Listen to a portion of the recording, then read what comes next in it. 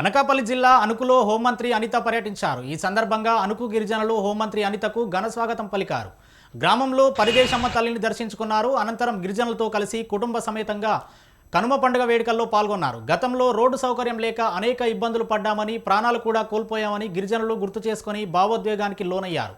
గ్రామానికి రోడ్డు మంజూరు చేయించిన మంత్రి అనితకు ప్రత్యేక ధన్యవాదాలు తెలిపారు.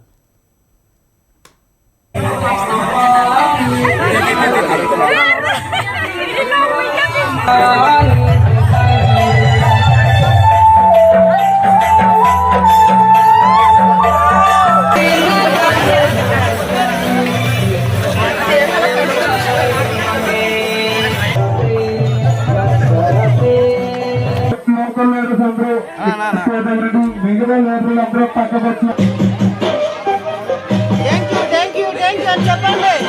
జోహారా జోహారా అండి, వందనాలు.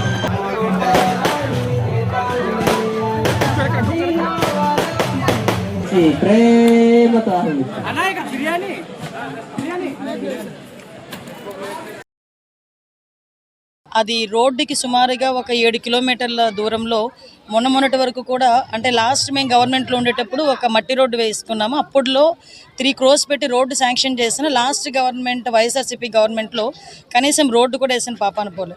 అయితే లాస్ట్ ఎలక్షన్ క్యాన్వాసింగ్లో ఇక్కడికి వచ్చినప్పుడు మేము ఈ గ్రామానికి మాట ఇవ్వడం జరిగింది, కంపల్సరీగా రోడ్డు వేస్తామని, వాళ్ళ ఊరి మళ్ళీ తిరిగి వస్తామని చెప్పి మాట ఇవ్వడం జరిగింది.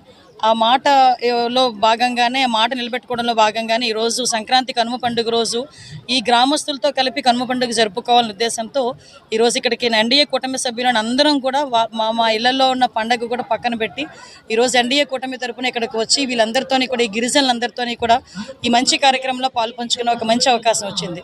ఈ గ్రామానికి సంబంధించి 2.5 కోట్ల రూపాయల ఒక సిమెంట్ రోడ్డుని కూడా శాంక్షన్ చేయడం జరిగింది. ఇక్కడ సుమారుగా ఒక 40 కుటుంబాలు ఉన్నాయి. ఈ 40 కుటుంబాల వాళ్ళని కూడా 22 మంది అంగన్వాడీలో చదువుతున్నారు. వాళ్ళు కాక ఇంకో 25 మంది పిల్లలు స్కూల్ గోయింగ్ పిల్లలు ఉన్నారు. వీళ్ళందరూ కూడా గొట్టివాడ పంచాయతీకి స్కూల్కి వెళ్ళేటట్టుగా వాళ్ళందరూ కూడా చెప్పున్నారు.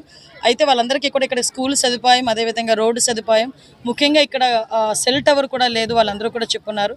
ఇందులో బ్యూటీనెస్ ఏంటంటే, ఇంత దూరంలో ఉండి కూడా డిగ్రీ చదువుకున్న పిల్లలు, ఇంటర్మీడియట్ చదువుకున్న పిల్లలు కూడా ఇక్కడ ఉండడం అన్నది నిజంగా చాలా మంచి విషయం కింద మనం భావించాలి.